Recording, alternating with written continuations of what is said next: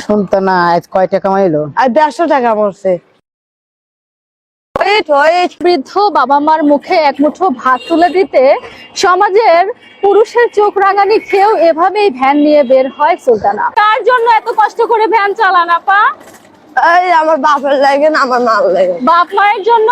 দর্শক, পৃথিবীতে এখনো এরকম সুলতানা আছে যারা বাবা মায়ের জন্য অনেক কিছু করতে পারে। ছেলে হলে কতটুকু করতো আমি জানি না, আমি মনে করি ধন্য সুলতানার বাবা মা। দেখেন মেয়ে হয়ে কিভাবে ভ্যানের চাকা, ভ্যানের হ্যান্ডেল ধরে এভাবেই সংসারের হাল ধরেছেন। আপা, মানুষ খারাপ বলে না? খারাপ তো কয়, কি বলে? তো গাড়ি চালাচ্ছে, তো আমার পেটার দায় গাড়ি চালাচ্ছি। হ্যাঁ, আমি পেটের দায়ে গাড়ি চালাই। ভয় লাগে না আপনি মেয়ে হয়ে এই যে ভ্যান চালান? ভয় তো লাগে, বলিতে এমন ভয় হবে, বলে ভয় হচ্ছে, তারপরেও চালান? তারপরে চলে। আজকে কয় টাকা ইনকাম হয়েছে? আর 150 টাকা হচ্ছে। দর্শক, এভাবেই ভ্যান চালিয়ে অসুস্থ বাবা মার সেবা করে যাচ্ছেন সুলতানা। 6 বছর বয়সে আপনার বিয়ে হয়েছিল আপা? 12 বছর? 12 বছর হচ্ছে। আপনার কি এখন ছাড়াছাড়ি হয়ে গেছে? ছাড়া হয় না, কে চলতেছে? কি হয়েছে, স্বামীর সাথে কেন থাকেন না আপা? গাঁজা মদ খায়।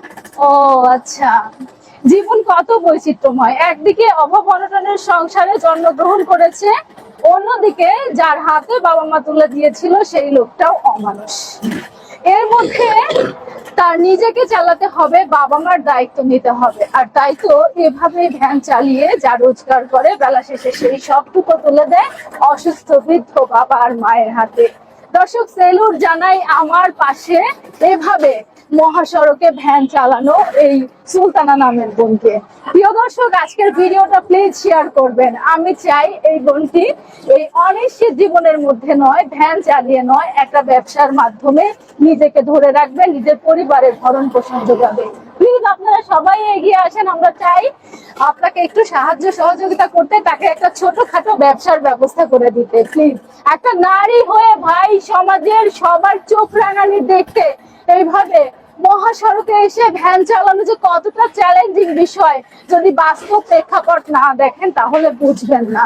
দেখেন, শুধুমাত্র অসুস্থ আর দুস্থ বাবা মায়ের জন্য তার বাবা মায়ের মুখে এক মুঠো খাবার তুলে দিতেই আজকে তার ব্যতিক্রমী এই উদ্যোগ।